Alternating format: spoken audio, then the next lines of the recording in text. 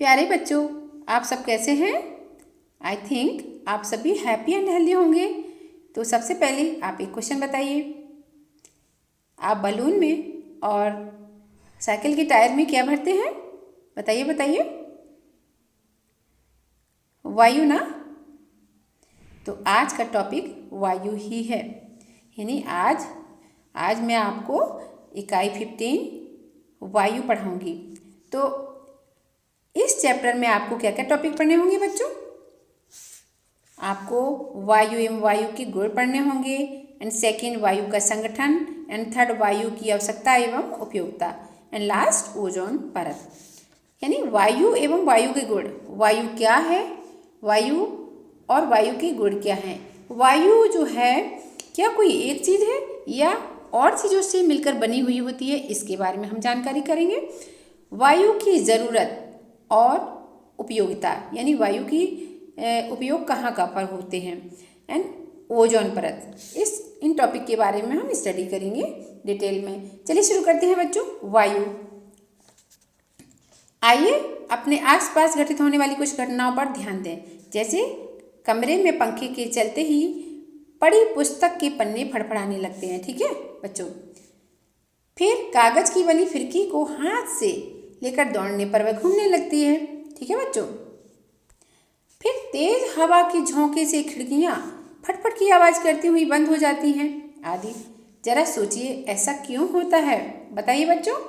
ये जो 3 घटनाएं आपको बताई, कमरे में पंखा चलने पर पुस्तकों के पन्ने जो हैं उलटने लगते हैं, नंबर 1। दूसरा, जो आप कागज़ की फिरकी से खेलते हैं ना, कागज़ की फिरकी बनाते हैं और फिर उसको हवा में उड़ाते हैं, वो क्यों उड़ती है, ऐसा क्यों होता है। थर्ड जो हैपनिंग है, जो घटना है, वो है हवा के झोंकों से। जब तेज़ हवा चलती है, जब तेज़ हवा चलती है तो खिड़कियां जो घर के अंदर खुली हैं वो फटफट की आवाज़ करती हैं। आखिर ऐसा क्यों होता है बच्चों? सोचिए जरा, तर्क लगाइए। ऐसा हमारे चारों ओर वायु या हवा की उपस्थिति के कारण होता है बच्चों। वायु प्रत्येक स्थान पर होती है, आपको पता है। वायु हर बर्तन में है, हर डिब्बे में है, हमारे रूम में है, हमारे पूरे घर में क्या है, वायु है, ठीक है।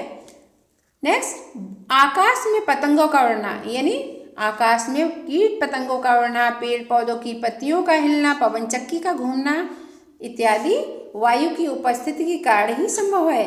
यानी आकाश में चिड़ियों का उड़ना, पेड़ की पत्तियों का हिलना, पवन चक्की का घूमना आदि वायु के कारण ही संभव हो सके हैं। इन घटनाओं से हम वायु की उपस्थिति का अनुभव करते हैं। यानी इन घटनाओं से हमें पता चलता है कि वायु जो है या हवा है जो चल रही है, ठीक है, या हमारे चारों तरफ वायु की प्रेजेंस है।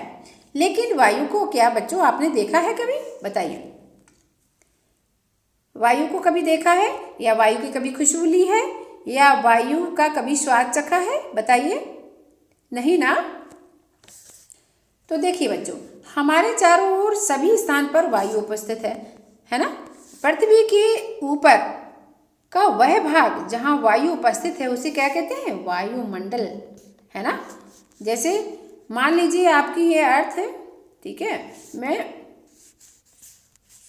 आपकी ये अर्थ है, ठीक है। अब मैंने आपको समझाने के लिए यूं ही बना दिया है, और अर्थ गोल नहीं है, अर्थ इज नॉट राउंड, ठीक है। ये फ्लैट है पोल्स पर, ये पोल्स पर फ्लैट है। अब हमको बताना ये है, एटमॉस्फेयर के बारे में बताना है। अर्थ जो है चारों ओर एक लेयर से घिरी हुई है, ठीक है बच्चों। ये लेयर ही एटमॉस्फेयर है, क्या है, वायुमंडल। अब वायुमंडल क्या है, वायुमंडल कई गैसों का मिक्सचर है, कई गैसों का। जैसे आपकी नाइट्रोजन है, ठीक है, नाइट्रोजन का कितना परसेंट है वायुमंडल में, कितना परसेंटेज है, 78%। 78% नाइट्रोजन और 21% ऑक्सीजन, एंड कार्बन डाइऑक्साइड का परसेंटेज कितना है, 0.03% है, ठीक है, 0.03%। और बाकी का परसेंटेज में क्या है, अदर गैसेस है, जैसे water vapour and dust particle. Okay, चलिए अब हम एक्टिविटी के माध्यम से समझेंगे वायु की प्रेजेंस को। आपको क्या करना है बच्चों, प्लास्टिक की खाली बोतल लेना है। दो प्लास्टिक की खाली बोतल लेना है, या एक से ही काम चल जाएगा। चलिए ठीक है, एक प्लास्टिक की खाली बोतल लीजिए और उसे उल्टा करके देखिए क्या इसके अंदर कुछ है। ठीक है, अब बोतल के खुले मुंह को पानी से भरी बाल्टी में सीधा डुबोएं। जैसे ये पोजीशन है, आप खाली बोतल लेंगे, उस खाली बोतल को पानी के अंदर सीधा खड़ा डुबोएंगे। आप क्या अनुभव करते हैं, आप क्या देखते हैं, क्या पानी बोतल के अंदर जाता है? अपने अनुभव को अपनी कक्षा के छात्रों से साझा करें। ये जो आप एक्सपेरिमेंट कर रहे हैं, करने के बाद अपने क्लासमेट को भी बताएं, है ना बच्चों। अब देखिए दूसरे स्टेप में क्या किया, आपने खाली बोतल को सीधा खड़ा किया पानी में तो पानी नहीं गया, आपने ऑब्जर्व किया। सेकंड स्टेज में थोड़ा सा इसी खाली बोतल को थोड़ा सा तिरछा किया। ठीक है, ये तिरछी पोजीशन। अब क्या होता है, अब देखते हैं क्या बोतल के अंदर पानी जा रहा है। तो होता क्या है कि बुदबुदाहट की आवाज़ के साथ थोड़ा सा कुछ पानी बोतल के अंदर जाता है, यानी बबल्स निकलते हैं, बबल्स बाहर निकलते हैं। इसके तब पानी जो है बोतल के अंदर जाता है ना। इस बार क्या होता है, फिर बोतल के अंदर वायु थी, इसलिए प्रथम स्थिति में पानी नहीं गया था। इसमें पूरी फुल्ली वायु से भरी हुई थी, इसलिए क्या है, पानी अंदर नहीं गया। इसमें क्या है, इसमें बबल्स के रूप में वायु निकल गई, इसी वजह से बोतल में खाली स्थान हुआ और जिसके कारण पानी बोतल में भर गया। ठीक है बच्चों, अब प्रथम स्थिति में क्या था, पूरी तरह से एयर भरी हुई थी बोतल में, इसलिए पानी अंदर नहीं गया था। जब बबल्स के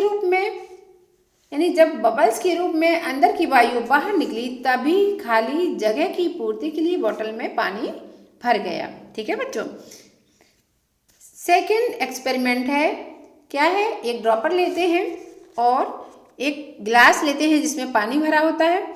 अब ड्रॉपर को सीधा उसी तरह से बोतल की तरह से करेंगे, ड्रॉपर को सीधा पानी में डिप करेंगे और देखेंगे, ठीक है, पानी के अंदर, और देखेंगे कि पानी जो है ड्रॉपर के अंदर जाता है कि नहीं जाता है, नहीं जाता है ना। लेकिन इसको ड्रॉपर को दबाकर अगर हम पानी भरेंगे तो क्या होता है, बबल्स बाहर निकलते हैं और फिर पानी अंदर ड्रॉपर में भर जाता है। ठीक है, जब आपने दबाया तो सारी एयर जो है बाहर निकल गई, है ना, एयर बाहर निकल गई ना पानी में, वही एयर बबल्स के रूप में दिख रही है।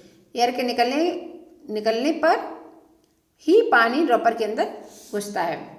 ठीक है बच्चों, इससे विभिन्न उदाहरणों से हमें वायु की उपस्थिति का पता चला। आइए वायु के गुणों का अध्ययन करें। वायु के गुणों को देखते हैं।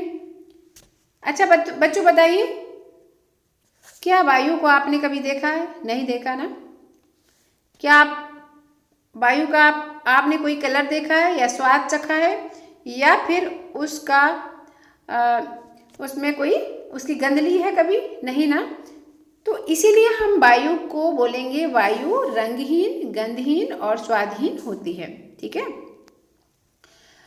अब ये देखिए भौतिक गुण, ये क्या है, वायु के भौतिक गुण। और भौतिक गुण किसे कहते हैं? जो हम अपनी ज्ञानेंद्रियों से पता करते हैं उन्हें भौतिक गुण कहते हैं, है ना। जिन गुणों के बारे में पता हमारी ज्ञानेंद्रियों से लगता है, सेंस ऑर्गन से लगता है, उन गुणों को हम क्या कहते हैं? भौतिक गुण। ठीक है बच्चों, चलिए नेक्स्ट, इसकी प्रॉपर्टी है वायु स्थान घेरती है। ठीक है, इसको तो ये तो आप एक्सपेरिमेंट करते ही रहते हैं। आप बलून फुलाते हैं ना, बलून को फुलाते हैं, बलून से खेलते हैं ना।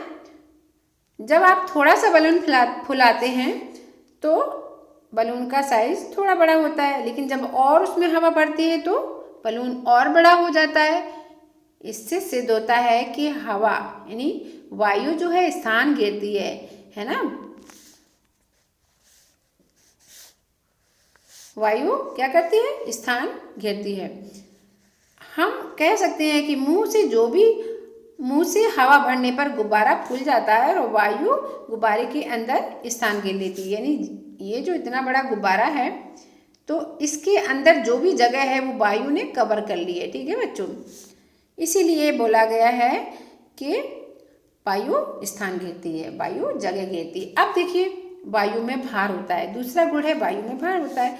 इसको हम एक्सपेरिमेंट के माध्यम से समझेंगे। ठीक है बच्चों, एक लकड़ी लेंगे और उसको बीचों बीच से धागा बांध देंगे और धागे से पकड़ के रखेंगे। ठीक है, और एक सिरे पे दोनों सिरों पर खाली बलून को लटकाएंगे और बीच से जो आपने बीच से धागा बांध रखा है, पहले क्या करेंगे, एक लकड़ी लेंगे और बीच से इसे बीच में धागा बांध देंगे और दोनों तरफ क्या करेंगे, खाली बलून को लटका देंगे। ठीक है, और अब देखेंगे क्या ये बैलेंस हो रहा है। बैलेंस जब दोनों ही बलून खाली थे तब ये लकड़ी जो है बैलेंस हो रही थी, यानी संतुलित हो रही थी। लेकिन जब एक बलून में हवा भर दी तब देखते हैं बीच से पकड़ के क्या ये लकड़ी बैलेंस हो रही है। तब क्या होता है, लकड़ी जो है इस बलून की तरफ नीचे झुक जाती है। इसका मतलब है कि हवा में भार होता है। ठीक है, इसलिए ये झुक जा रही है क्योंकि इसके अंदर हवा भर गई है। हवा भरने के कारण इस बलून का वजन बढ़ गया है और ये बलून जो है खाली है, इसलिए इसका वजन जो है इसकी तुलना में कम है और इसीलिए लकड़ी इस साइड की ओर झुक रही है ना। इससे सिद्ध होता है बच्चों कि हवा में भार होता है। ठीक है, या वायु में भार होता है। नेक्स्ट प्रॉपर्टी है वायु दाब डालती है। इसके लिए इस एक्सपेरिमेंट के लिए क्या करना है, आपको गिलास लेना है और इसमें पानी भरना है। ठीक है, और इसके ऊपर क्या करना है, दफ्ती ढक देना है। ठीक है, दफ्ती ढक देना है और हथेली से दबाते हुए गिलास को इसको उल्टा कर देना है। ठीक है, आपको क्या करना है, जैसे फर्स्ट स्टेज में क्या किया, गिलास भरा हुआ है उसके ऊपर क्या रखिए, दफ्ती। दूसरे में क्या करना है, दफ्ती को दबाते हुए गिलास को उल्टा करना है।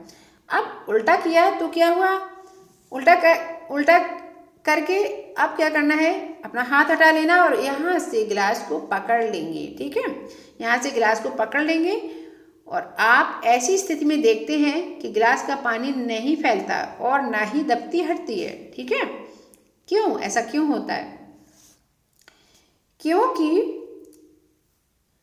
पानी गत्ते पर नीचे की दिशा में दाब डालता है। ठीक है, और बाहर की वायु गत्ते पर ऊपर की ओर दाब डालती है। ठीक है, कहने का मतलब ये देखिए, पानी है जो इधर की ओर प्रेशर डाल रहा है और बाहर का एटमॉस्फेरिक प्रेशर जो है गत्ते पर डाल रहा है। इसके कारण ये गत्ता है जो नहीं हट पा रहा है और ना ही गत्ता ना हटने के कारण पानी भी नहीं नीचे गिर रहा है ना बच्चों।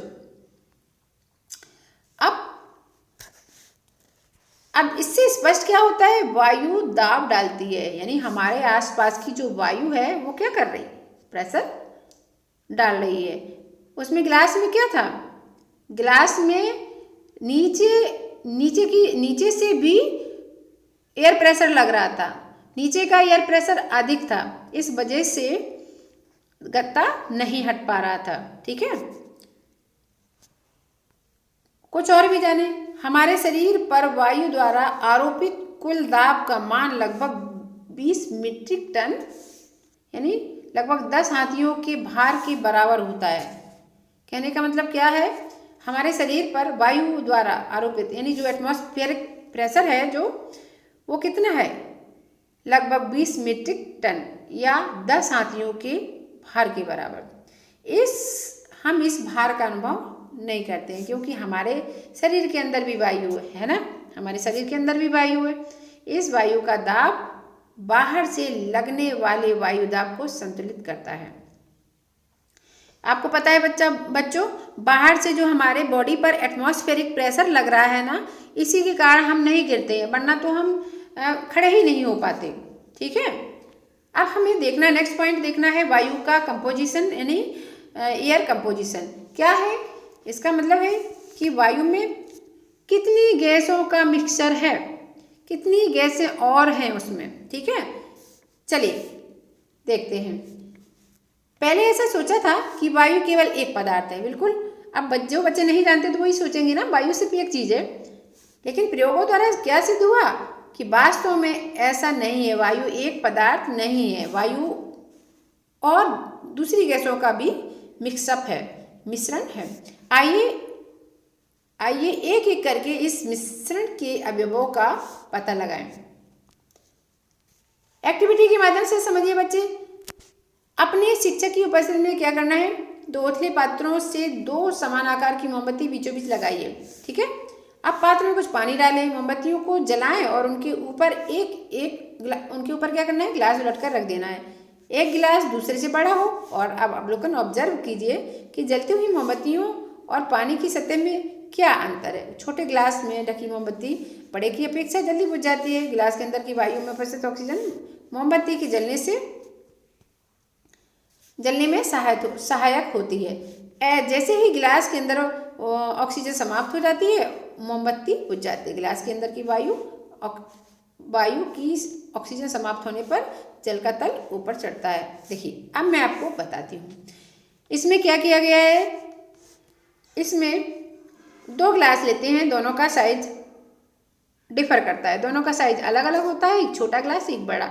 2 बर्तन लेते हैं और उसमें क्या करते हैं, बर्तन में क्या करते हैं, सबसे पहले कैंडल को जला देते हैं, ठीक है। दोनों बर्तन में कैंडल को जला देते हैं। अब इसके बाद में क्या करते हैं, इसके बाद में पानी भरते हैं, ठीक है। इसके बाद में हम क्या करते हैं, पानी भर देते हैं। और अब जब कैंडल को जलाएंगे, पानी भरने के बाद क्या करते हैं कि उस गिलास को, जो 2 गिलास लिए थे आपने, उसको क्या करते हैं कि उलट कर कैंडल के ऊपर रख देते हैं, दोनों गिलास को, ठीक है। अब हम देखते हैं कि कौन सा गिलास की मोमबत्ती जल्दी बुझती है। तो जो छोटा गिलास है उसकी मोमबत्ती जल्दी बुझती है। क्यों? छोटे गिलास में ऑक्सीजन यानी एयर कम होती है, एयर में ऑक्सीजन कम होती है जो, और इस कारण से ये जल्दी बुझ जाती है। और बड़े गिलास में ऑक्सीजन ज़्यादा होती है, इस कारण से ये देर में बुझती है।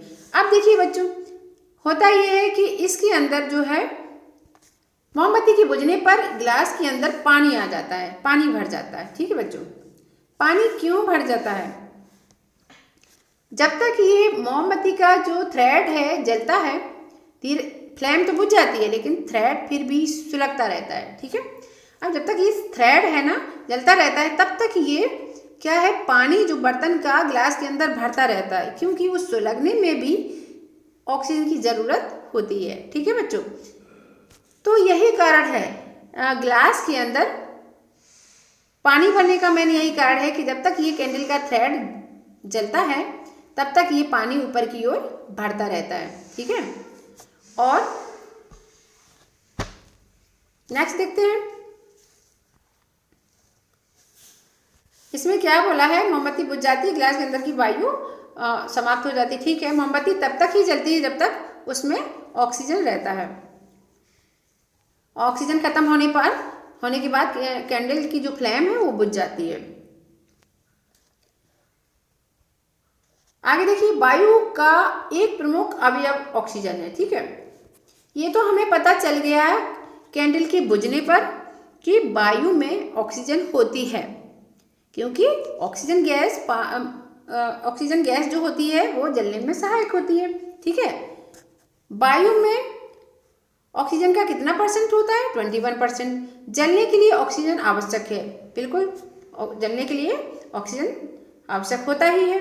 गिलास के अंदर की वायु में मोमबत्ती के बुझने के बाद भी कुछ वायु है, यानी गिलास के अंदर की वायु में मोमबत्ती की बुझने के बाद भी कुछ वायु है, यह जलने में सहायक नहीं है। और यह कौन सी गैस है? नाइट्रोजन, ठीक है।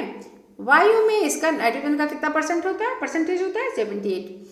ऑक्सीजन तथा नाइट्रोजन के अतिरिक्त वायु में कार्बन डाइऑक्साइड भी होता है बच्चों, ठीक है। चलिए आगे देखें, वायु विभिन्न गैसों का मिश्रण है। परसेंटेज के अकॉर्डिंग वायु का कंपोजिशन कॉन्स्टिट्यूशन निम्न प्रकार है। Number 1, nitrogen 78%, oxygen 21%, carbon dioxide 0.03% and other gases 0.97%। आप रात में एक और एक्सपेरिमेंट है बच्चों कि जब रात में या अंधेरे कमरे में आप टॉर्च जलाकर उसकी प्रकाश को देखें, यानी रात में टॉर्च जलाइए और उसके प्रकाश को देखें तो क्या आप क्या देखते हैं। अगर अभी तक नहीं देखा है तो आज ही करके देखिए। टॉर्च को जलाइए और उसमें देखिए क्या होता है। टॉर्च का जो लाइट होती है उसमें छोटे छोटे पार्टिकल्स दिखते हैं। वो पार्टिकल्स क्या हैं? वो डस्ट पार्टिकल्स हैं। ठीक है, इससे पता चलता है कि वायु में डस्ट पार्टिकल्स भी होते हैं। ठीक है बच्चों, डस्ट पार्टिकल्स मीन्स धूल के कण। धूल के कणों के अतिरिक्त वायु में जलवाष्प भी होता है, यानी नमी भी होती है। अलग अलग स्थानों पर डस्ट पार्टिकल और वाटर वेपर का जो रेशियो होता है अलग अलग होता है। ठीक है, किसी स्थान पर ये रेशियो समय समय पर मतलब हर जगह पर अलग अलग प्लेस पर ये रेशियो डस्ट पार्टिकल्स का और वाटर वेपर का चेंज होता रहता है। चलिए नेक्स्ट पॉइंट है वायु में उपस्थिति ऑक्सीजन की उपयोगिता एवं आवश्यकता। यानी वायु में जो ऑक्सीजन प्रेजेंट है उसकी कहाँ कहाँ जरूरत होती है और कहाँ कहाँ पर उपयोग किए जाते हैं, इसके बारे में हम जानेंगे। यदि आप कुछ देर तक देखिए एक्सपेरिमेंट पे बेस्ड है, एक्टिविटी पर बेस्ड है कि यदि आप कुछ देर तक एक बिल्कुल बंद कमरे में बैठे हैं तो कैसा लगता है आपको, बताइए बच्चों। आप सोचिए कि हम बंद कमरे में बैठे हैं, ठीक है, और यदि खिड़की दरवाजे खोल दिए जाते हैं तो आपको कैसा अनुभव होता है। अगर आपने ऐसा अनुभव नहीं किया है अभी तक तो आप इसको करके देखें, तब आपको अच्छे से समझ में आएगा।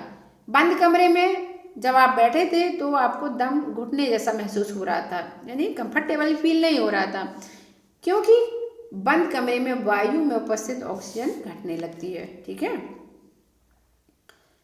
क्योंकि हम जो ब्रीदिंग करते हैं, ब्रीदिंग में क्या होता है, ब्रीदिंग में हम ऑक्सीजन तो ले रहे हैं और कार्बन डाइऑक्साइड एक्सहेल कर रहे हैं। तो होता क्या है, कार्बन डाइऑक्साइड की परसेंटेज रूम में बंद कमरे में बंद जगह में बढ़ जाता है, बढ़ने लगता है। तो श्वसन देखो यही है, श्वसन की क्रिया में जो सभी जीवधारी हैं, यानी सभी जीवधारी क्या करते हैं, वायु को नाक के अंदर लेते हैं। आप ब्रीदिंग करते हैं ना तो क्या करते हैं, जो हमारे एटमॉस्फेरिक एयर है वो उसको खींचते हैं नाक के द्वारा। ठीक, नाक के द्वारा खींचते हैं ना।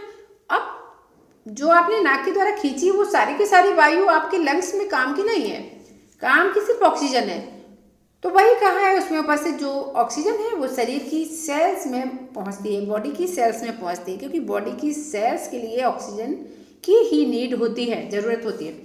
कोशिश कहने का मतलब सेल्स में उपस्थित कार्बन डाइऑक्साइड रेस्पिरेशन की क्रिया में एक्सहेल कर दी जाती है, निकाल दी जाती है। ठीक है बच्चों, यानी रेस्पिरेशन की क्रिया में क्या होता है, ब्रीदिंग प्रोसेस में क्या होता है कि ऑक्सीजन तो इनटेक की जाती है ना, इनहेल की जाती है और कार्बन डाइऑक्साइड एक्सहेल की जाती है। ठीक है, इस प्रकार यानी ऑक्सीजन को लिया जाता है और कार्बन डाइऑक्साइड को निकाला जाता है। इस प्रकार बंद कमरे में ऑक्सीजन की पर्याप्त मात्रा न मिलने से हमें हमारा दम घुटने जैसा लगने लगता है। और स्पष्ट है कि जीवधारियों के जीवित रहने के लिए इससे पता चलता है बच्चों, जब आपको बंद कमरे में दम घुटने जैसा फील हो रहा है, यानी वहाँ पर ऑक्सीजन का परसेंटेज कम हो रहा है, तो इससे क्लियर होता है कि हम सभी को जिंदा रहने के लिए ऑक्सीजन कितनी ज़रूरी होती है। इसी कारण ऑक्सीजन के बिना तो हम जीवित रह भी नहीं सकते, इसीलिए ऑक्सीजन को जीवनदायिनी गैस भी कहा गया बच्चों। और कुछ और भी जाने। अब देखिए ये भी समझिए इस बात को कि जो पर्वतारोही और गोताखोर अपने साथ ऑक्सीजन के सिलेंडर ले जाते हैं, यानी जो पर्वतों पर चढ़ते हैं या समुद्र में जो जाते हैं समुद्र में जो डुबकी लगाने वाले उन्हें क्या कहते हैं, गोताखोर। ठीक है, वो जाते हैं अपने साथ ऑक्सीजन के सिलेंडर ले जाते हैं। ऐसा क्यों करते हैं, क्योंकि पृथ्वी तल से अर्थ सरफेस से ऊंचाई या ऊपर जाओ, अर्थ सरफेस से ऊपर जाओ या गहराई में नीचे जाओ तो क्या होता है, उसमें क्या होता है, एयर प्रेशर कम होने के कारण वायु का घनत्व कम हो जाता है। कहने का मतलब बच्चों आपको पता है ये आपकी अर्थ है, ठीक, ये अर्थ है। तो अर्थ के सरफेस के पास वायु ज़्यादा डेंस होती है, घनी होती है, यानी और इसके ऊपर जितना जाएंगे उतना वायु का जो मीडियम रेयरर बनेगा, यानी वायु के कण जो दूर दूर होते जाएंगे, ठीक है।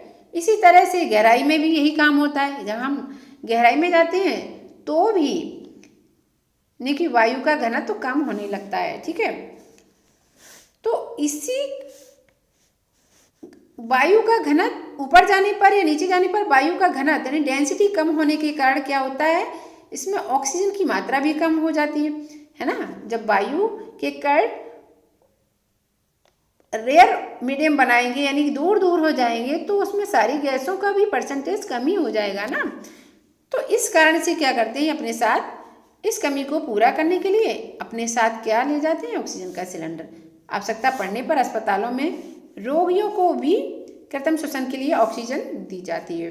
जैसे अभी कोरोना में क्या हो रहा था, कोरोना इन्फेक्शन में क्या हो रहा था कि ब्रीदिंग प्रॉपरली नहीं कर पा रहे थे तो ऑक्सीजन दी जा रही थी सिलेंडर के द्वारा, ठीक है बच्चों।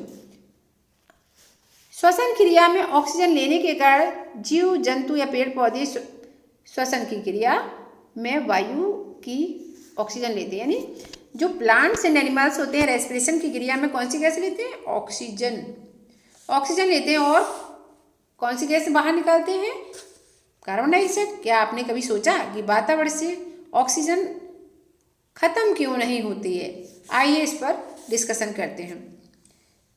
आपको पता है बच्चों, सभी हरे प्लांट्स यानी ऑल ग्रीन प्लांट्स सनलाइट की प्रेजेंस में कार्बन डाइऑक्साइड और वाटर से रिएक्शन करके क्या करते हैं, क्या बनाते हैं, स्टार्च बनाते हैं और ऑक्सीजन को रिलीज करते हैं, ठीक है। और इस प्रोसेस को फोटोसिंथेसिस या कार्बन डाइऑक्साइड कहते हैं। कहने का हिंदी में भी इसको डेफिनेशन एक बार और सुनिए कि सभी हरे पौधे प्रकाश, सूर्य के प्रकाश की उपस्थिति में कार्बन डाइऑक्साइड है ना, एटमॉस्फेयर से जो एटमॉस्फेयर की कार्बन डाइऑक्साइड है ना, उसको स्टोमेटा के द्वारा हरे पौधों में जाती है और वो कार्बन डाइऑक्साइड वाटर से क्रिया करके क्या बनाते हैं, मंड बनाते हैं यानी स्टार्च बनाते हैं और ऑक्सीजन गैस भी बनती है जो कि रिलीज कर दी जाती है, बाहर निकाल दी जाती है और जो हमारे लोगों के काम आती है, सभी जीवों की ब्रीदिंग में काम आती है, रेस्पिरेशन में काम आती है। इससे प्रकृति में इससे हमारे आसपास कार्बन डाइऑक्साइड और ऑक्सीजन का बैलेंस बना रहता है, ठीक है बच्चों। ऑक्सीजन इसीलिए खत्म नहीं होती है और ऑक्सीजन और मेनली ऑक्सीजन और कार्बन डाइऑक्साइड का रेशियो जो है इसीलिए बैलेंस्ड रहता है क्योंकि पौधे सभी प्लांट्स एंड एनिमल ब्रीदिंग में तो लेते हैं ऑक्सीजन, लेकिन प्लांट्स जो हैं रेस्पिरेशन फोटोसिंथेसिस की क्रिया में कार्बन डाइऑक्साइड गैस का यूज करते हैं और कार्बन डाइऑक्साइड का गैस यूज करते हैं और ऑक्सीजन निकालते हैं, ठीक है। और हम लोग उस ऑक्सीजन का रेस्पिरेशन में यूज करते हैं, कार्बन डाइऑक्साइड निकालते हैं, फिर प्लांट्स कार्बन डाइऑक्साइड का फिर से फोटोसिंथेसिस में यूज करते हैं। इस कारण से कार्बन डाइऑक्साइड और ऑक्सीजन का रेशियो बैलेंस्ड बना रहता है। चलिए एक्टिविटीज, एक एक्टिविटी और एक्टिविटी नंबर 3 है। इसमें क्या करना है बच्चों, चार समान आकार एवं लंबाई की कैंडल्स लें, ठीक है। जैसे ये 4 कैंडल्स ली और 4 ही जार लिए, वो डिफरेंट शेप के हैं, है ना, डिफरेंट साइज के हैं। उसमें क्या किया गया, सबसे पहले सबसे छोटे जार में यानी इसमें क्या किया, सभी में कैंडल जलाई गई, ठीक है। अब कैंडल जलाने के बाद क्या है, अब चारों मोमबत्तियों को जलाएं और उसे ढक दें। कैंडल जलाने के बाद क्या हुआ, इन सभी जारों को ढक्कन से ढक दिया गया। अब हमें ये देखना है कि सबसे पहले कौन सी कैंडल बुझती है। सबसे पहले छोटी कैंडल छोटे जार की, फिर इसके बाद ये, फिर इसके बाद सबसे बाद में बड़े जार की। क्योंकि ये छोटा है इसलिए इसमें कम ऑक्सीजन है, ये इससे बड़ा थोड़ी सी इससे ज़्यादा है ऑक्सीजन, और सबसे ज़्यादा किसमें ये है। तो सबसे पहले छोटा जार बुझता है, छोटे जार की कैंडल बुझती है और लास्ट में बड़े जार की कैंडल बुझती है, क्योंकि सबसे कम इसमें ऑक्सीजन होती है इसलिए जल्दी बुझ जाती है कैंडल। और इस जार में औरों की कंपैरिजन में ज़्यादा ऑक्सीजन होती है, इसलिए सबसे बाद में कैंडल बुझती है। ठीक है,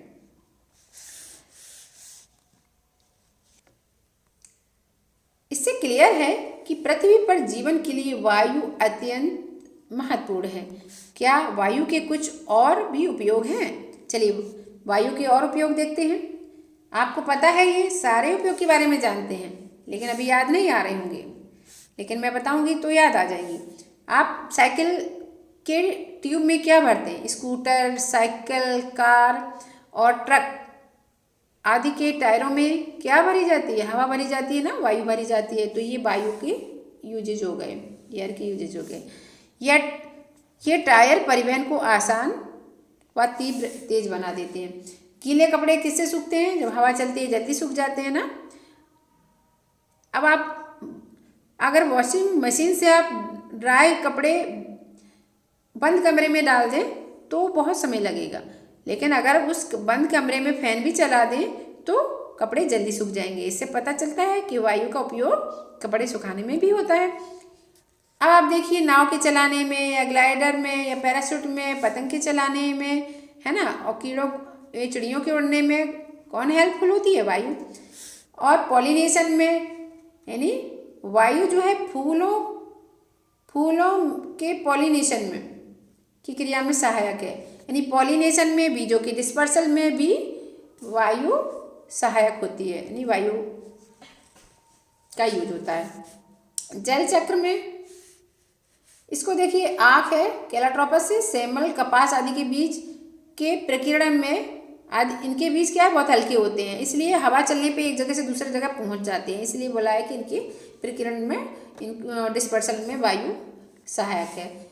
जल चक्र में वायु महत्वपूर्ण भूमिका निभाती है। ठीक है, पवन चक्की आदि भी वायु की सहायता से चलती है।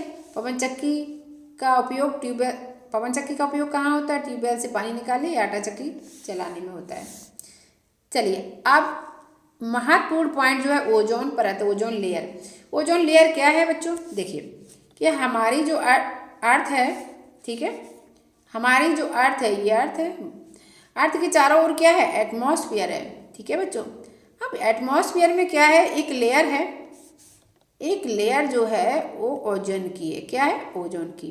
ठीक, ओजोन की लेयर क्या करती है कि ये जो सन है, सन से आने वाली अल्ट्रावायलेट को अर्थ पर आने से रोकती है।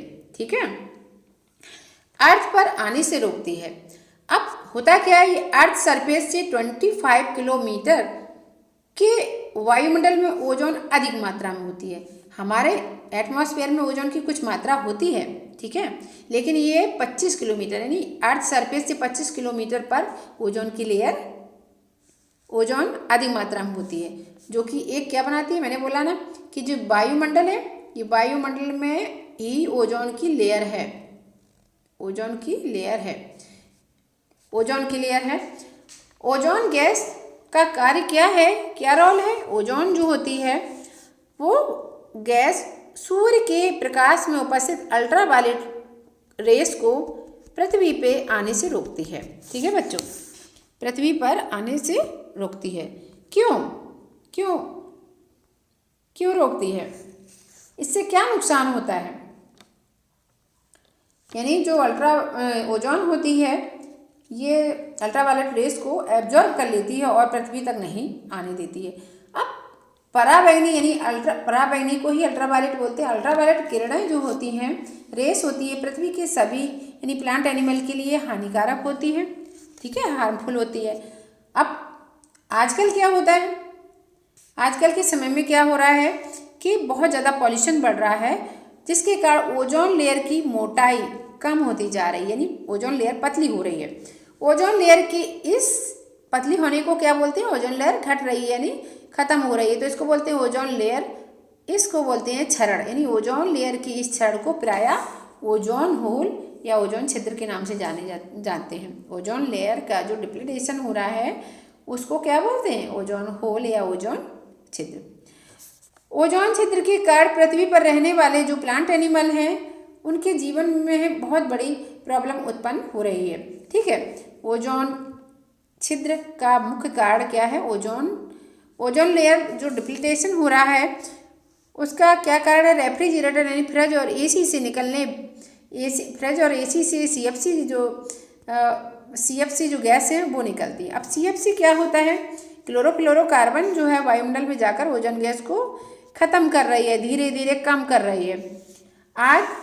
अब क्या हो रहा है आज के समय में? रेफ्रिजरेटर और एसी जो है, फ्रिज और एसी है, दिनों दिन बढ़ रहे हैं, जिससे सीएफसी की मात्रा भी वायुमंडल में बढ़ती जा रही है और ओजोन लेयर कम होती जा रही है। जैसे ही क्लोरोफ्लोरोकार्बन की मात्रा बढ़ती जाएगी वो ओजोन लेयर को ख़त्म करती जाएगी। ठीक है बच्चों, इस कारण पृथ्वी पर रहने वाले जीवों के लिए बहुत बड़ा संकट उत्पन्न हो गया है। यानी कहने का मतलब ये जो जितने भी ज़्यादा सुविधा के साधन बन रहे हैं उससे क्या है, जिन सीएफसी गैस निकल रही है जो कि हमारे एटमॉस्फेयर में रक्षा के रूप में एक लेयर है जिसका नाम है ओजोन लेयर, वो धीरे धीरे ख़त्म हो रही है। क्योंकि वही लेयर जो है सन से आने वाली अल्ट्रावायलेट रे को एब्जॉर्ब करती है, अर्थ तक नहीं आने देती है, जिससे हम लोग सुरक्षित हैं। लेकिन अब ऐसा नहीं हो रहा है, ओजोन लेयर कम हो रही है जिसके कारण अर्थ पर रहने वाले जीवों के लिए बहुत बड़ी समस्या उत्पन्न हो रही है। ठीक है, अब इसमें क्या है, तो बच्चों ओजोन लेयर के बारे में आपको समझ में आया? ये बहुत ही इम्पोर्टेंट है, आप समझिए इस बात को और एक दो बार इसको रीड करिए। हमने क्या सीखा इस लेसन में? खास पॉइंट है। देखिए इसमें हमने सीखा एयर की प्रॉपर्टी के बारे में सीखा कि एयर की फिजिकल यानी भौतिक प्रॉपर्टी क्या होती है। सबसे पहले ये जानिए कि एयर हमारे चारों तरफ पाई जाती है। ठीक है, और एयर जो है रंगहीन, गंधहीन, स्वादहीन होती है, इसे हम देख नहीं सकते हैं, है ना। और सेकंड है वायु में भार होता है, जो आपने एक्सपेरिमेंट करके देखा था। और ये स्थान घेरती है, जो बलून को फुलाया था, है ना, बलून को फुलाया था और बलून का साइज जैसा आप हवा भरते हैं कम या ज़्यादा उसी हिसाब से उसका साइज बढ़ता जाता है, घटता जाता है। कम बढ़ते हैं तो छोटा होता है और ज़्यादा बढ़ देते हैं तो उसका साइज बड़ा हो जाता है। इससे पता चलता है कि वायु स्थान घेरती है। ठीक, और वायु में दाब भी होता है, एयर प्रेशर होता है, वायु दाब डालती है। ठीक है, नेक्स्ट है वायु विभिन्न गैसों, वायु जो है हमारी एयर है, विभिन्न गैसों का मिश्रण है, मिक्सचर है। जैसे nitrogen gas, oxygen gas, carbon dioxide और dust particle and water vapour. ठीक है, नेक्स्ट है वायु की ऑक्सीजन, वायु में जो ऑक्सीजन होती है वो किस किस में यूज होती है? जैसे हमारी रेस्पिरेशन में यूज होती है। ठीक है बच्चों, हमारी यानी प्लांट एनिमल की रेस्पिरेशन में यूज होती है एंड कंबशन में यूज होती है, दहन में, जलने में, किसी भी चीज़ के जलने में भी ऑक्सीजन सहायक होती है। पवन चक्की को चलने में, टायर में हवा भरने में, यानी टायर में भरने के लिए, फूलों के परागण के लिए, पॉलिनेशन के लिए और सीड्स की डिस्पर्सल के लिए वायु जरूरी है। रेफ्रिजरेटर एयर कंडीशनर से निकलने वाले जो क्लोरोफ्लोरो है, क्लोरोफ्लोरोकार्बन एटमॉस्फेयर की ओजोन परत का क्षरण कर रहे हैं, ख़त्म कर रहे हैं और इसके कारण सूर्य की पराबैंगनी किरणें सीधी पृथ्वी पर आती हैं, जो जीवधारियों के लिए बहुत नुकसानदेह, हार्मफुल है। ठीक है बच्चों, तो आज का वीडियो बस यहीं तक, ये चैप्टर यहीं पर ख़त्म होता है। आई थिंक आपको समझ में आया होगा, बहुत मज़ेदार चैप्टर था और बहुत ही इसमें अच्छे पॉइंट थे। इसको आप एक बार और रीड करिए और इसके क्वेश्चन आंसर करने की कोशिश करिए। तब तक के लिए बाय बच्चों।